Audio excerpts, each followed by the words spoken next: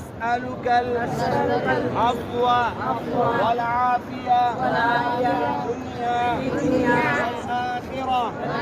اللهم إنا نسألك رضاك الجنة ونعوذ بك من النار.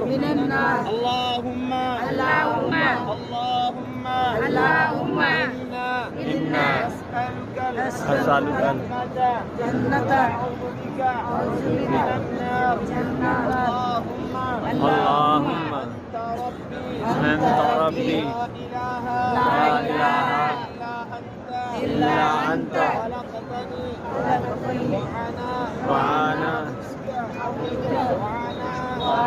على عهدك ووعدك